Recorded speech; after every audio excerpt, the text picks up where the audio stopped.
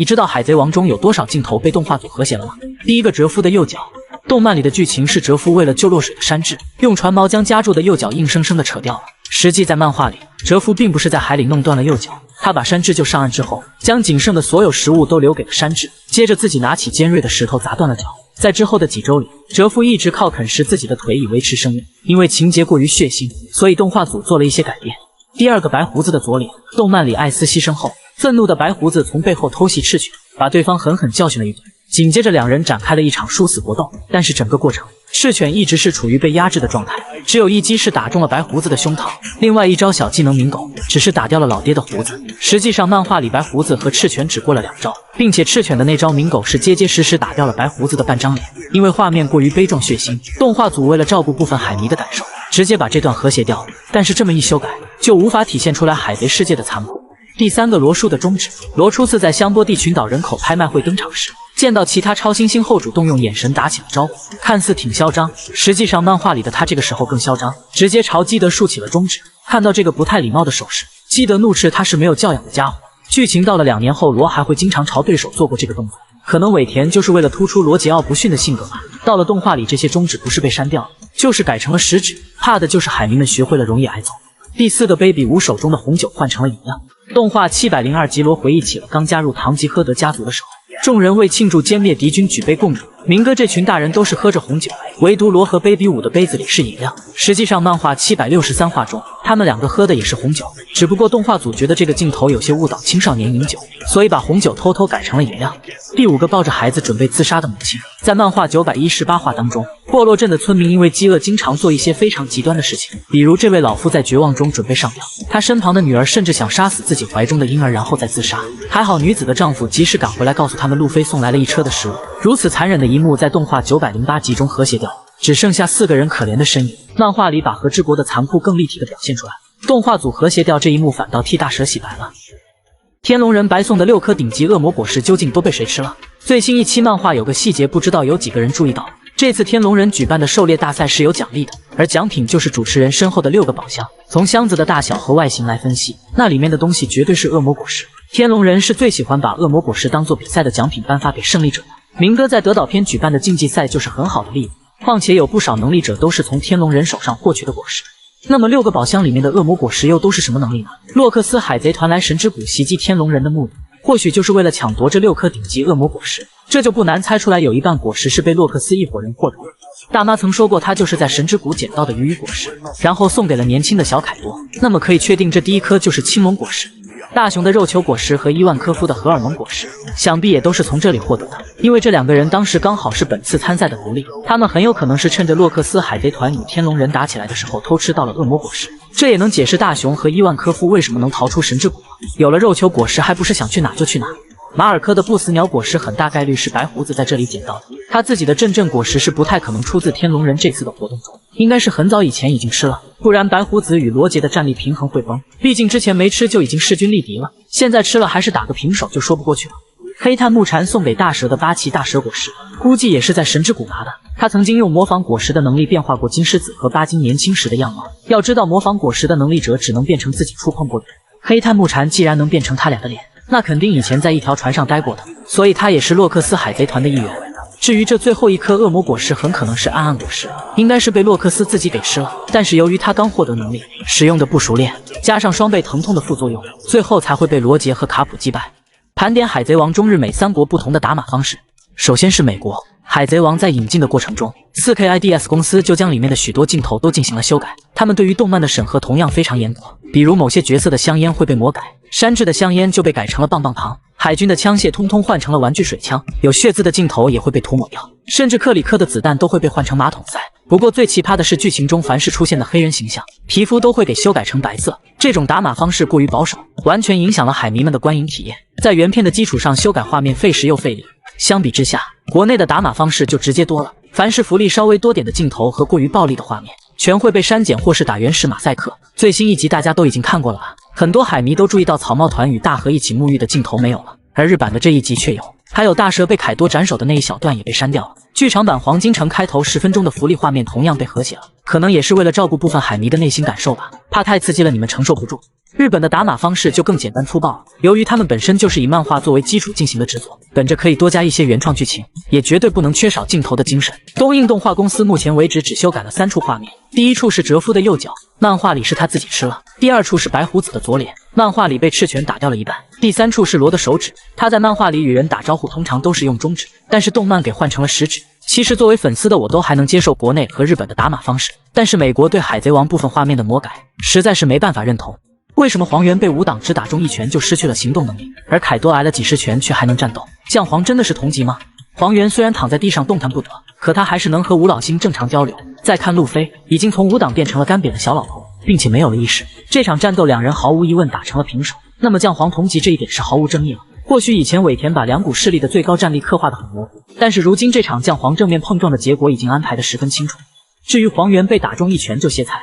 而凯多能硬抗好几十拳都没大碍，并不是因为凯多比黄猿实力强很多，而是两人的面板属性不一样，前者把技能全点在了反应和速度上，后者都点在了防御和耐力，所以同时面对路飞武党形态时，凯多完全靠肉体硬抗，而黄猿则会利用闪避完美躲开。当然，凯多也能用预知未来的能力避开攻击，但是所消耗的体力会比较大，不如直接用身体硬吃伤害更划算。有些海迷说不排除黄猿有演的成分，毕竟整场战斗他的心思完全没放在路飞身上。没挨最后武党那一拳之前，黄猿还是满血状态，他要是真想干掉贝加庞克，路飞是来不及阻止的。可黄猿从一开始就说了不想伤害太多认识的人，但是领导吴老星在督战，不打又不行，刚好被路飞一拳放倒，有借口不起来。但是从黄猿不停打哆嗦的胳膊来看，明显是路飞那一拳打得太疼了，毕竟是被霸王色结结实实锤中了头，所以他应该是真的暂时失去了行动能力。吴老星萨坦的牛鬼形态究竟有多强？这颗果实又都有什么可怕的能力？在最新一期漫画里，本该只是前来督战的土星萨坦看到黄猿短时间还拿不下路飞之后，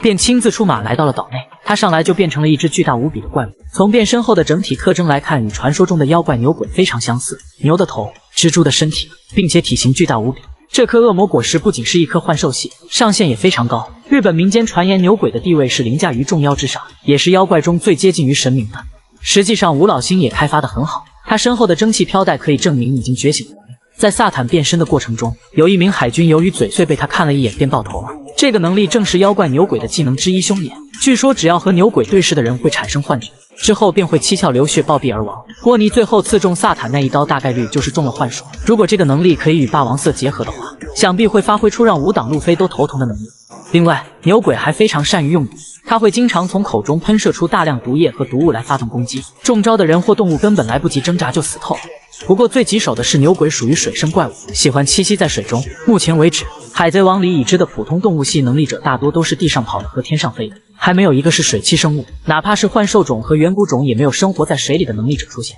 但土星萨坦的牛鬼果实却打破了这一常规设定，如果他真能潜入海里，那可就是明目张胆的开挂了。日本网友票选索隆最有可能娶的5个女生，让我意外的是罗宾的票数居然不是最高的。第5名娜美，路痴与航海士，橘子需要绿叶做陪衬，单从这2方面来看，他俩还真挺互补的。只可惜两人最亲密的一次关系就是接待，甚至娜美拥抱过船上每一个伙伴，唯独没有抱过索隆，也有可能对应了那句话：大大方方是友谊，小心翼翼的才是爱情。第4名佩罗娜，当年与索隆一起同居过的女人，同时也是索隆的救命恩人。如果不是佩罗娜的细心照顾，索隆早就领盒饭了。原本这2人是有戏的，但后面鹰眼的加入，让这段感情变成了3角恋关系。在索隆看来，一个人的成全好过3个人的纠结，于是他选择了让步。说到让步，问大家一个问题：有没有一个人让你一看到他就瞬间心情变好？分享一个最近很火的恋爱神器——牵手屁屁。在牵手脱单的每个人都会感受到爱与被爱的快乐，他们热爱生活，懂得相互欣赏，互相陪伴和付出。在牵手脱单实在是太容易了，我把下载链接放到了评论区，单身的小伙伴可以下载体验。第3名达斯奇，一路从东海追到新世界的女人，可见她对索隆的感情是有多认真。不过感情这种事情本身就是双向奔赴才有结果，索隆每次都对达斯奇下不去手，并不是因为他不砍女人，而是只对她一个人放水。如果达斯奇真的是古伊娜的话，那么有了青梅竹马这个设定，两人最后在一起的概率会非常大。第2名罗宾，一开始有多嫌弃，后期就有多宠溺。2年前的索隆对罗宾处处警惕，2年后的索隆终于开窍了，总是会在罗宾有危险的时候出现在他的面前。2个人现在的互动太甜了，就差把恋爱2个字写在脸上。第1名小紫，虽然国内海迷并不太喜欢小紫，但是在日本海迷的眼中，她是和之国最可爱的女生。其实小紫和索隆也算是门当户对，一个是龙马的后人，一个是玉田的孩子，都属于是富二代。况且2人已经睡在了一起，只不过索隆如果娶了小紫，那以后就是陶之助的妹夫了，想想就觉得来气。日本海迷这个票数绝对掺假了。虽然这次山治的票数为0，但是不要紧，他当初能夺走索隆的初吻，那么有朝一日也一定能俘获索隆的芳心。黄猿使用影分身打伤5档路飞，陆琪承认索隆是草帽团2把手。海贼王1093话详细情报炸裂更新。黄猿被巨人形态的路飞抓着来回旋转，不过黄猿的表情没有变，他仍旧非常冷静。接着画面切到了控制室，贝加庞克决定跟山治和阿特拉斯一起前往工厂层，他们想救波尼，并改变控制芯片对和平主义者下的命令。贝加庞克为了大家的安全，找出了自己的载具，是一辆非常帅气的坦克。贝加庞克称波尼为小孩子，实际上他的年龄要比现在的样子小很多。此时波尼正在工厂层与海军交战，上一话波尼被黄猿踢飞后撞到了弹头岛屏障摔下来时，战逃丸救了他，之后战逃丸便晕了过去。众人经过一番讨论，准备分成3个小队，娜美和乌索普以及爱迪生留在控制室内，圣平带着贝加庞克的所有东西去岛的后方，莉莉丝则用弗兰奇将军将桑尼号运往圣平要去的同一个地点。与此同时，索隆正与陆琪激烈碰撞，两人一时间打得难分高下。索隆的剑上有火焰，他看着觉醒陆琪笑着说道：“以这个水平，你可没法跟我们的船长交手。”陆琪很冷静地回复道：“四皇的2把手还是值得一杀的。”画面回到路飞与黄猿的战斗，从弹头岛被扔出来的黄猿在快要掉入海里的一瞬间，立刻调转了方向，再次飞入空中，并创造了多个自己的光束影分身。5档路飞被分身们用光剑打中后受了伤，但问题不大。接着路飞进行了反击，他使用橡胶白印章摧毁了黄猿所有的影分身，可黄猿的真身已经不在其中，他早就去控制室准备杀掉贝加庞克，但此时贝加庞克已经离开了，黄猿很快便追了上来，并开始攻击载具坦克。好在路飞紧随其后也赶了过来，他利用5档的能力吸收黄猿的光，并把它分散到多个方向。贝加庞克在路飞的掩护下安全抵达工厂层。本话的最后，阿特拉斯改写黄猿给和平主义者下达的指令，但这一切都还没完。土星萨坦圣露出凶恶的眼神注视着一切，看样子他是要准备亲自动手了。炎魔索隆激战觉醒陆琪，黄猿被5档扔出岛外。海贼王1093话情报炸裂更新，被5档巨人路飞抓住的黄猿露出一脸很惊恐的表情，他奋力挣扎，可无论怎么使劲都无法挣脱，甚至连元素化也用不了。就这样，在众人的一片震惊中，黄猿被路飞扔飞弹头岛之外很远的地方，一时半会儿是回不来了。另一边，阿特拉斯打算去工厂层修改黄猿对和平主义者的命令，贝加庞克也跟着一起去了，但山治不放心他们，于是决定跟着保护2人的安全。与此同时，索隆正在努力拖住陆琪，为了尽快完成任务，同时也为了找回面子，陆琪开启了觉醒形态，准备速战速决。但是现在的索隆已经不是2年前那个被他随手一挥就秒杀的小角色了，在和之国喜皮新刀又经历了升级，索隆现在可是名副其实的皇父。陆琪想要尽快解决战斗恐怕很难，能不能打赢索隆都还不好说。被路飞扔出弹头岛的黄猿在空中停了下来，他化作光束，接着以极快的速度飞了回来。正当黄猿准备攻击贝加庞克和山治乘坐的火箭舱时，再次被5档路飞拦了下来。第2回合正式打响，果然黄猿没那么容易被打败。看样子这次的任务赤犬是给他发了不少工资和奖金，要不然黄猿早就像以前一样假装投降看戏了。同一时间，其他人赶到了工厂层，阿特拉斯修改了黄猿对和平主义者下达的命令。在本话的最后，远处海面上的军舰甲板上，吴老星正在注视着岛上发生的一切，看样子他是打算亲自出手了。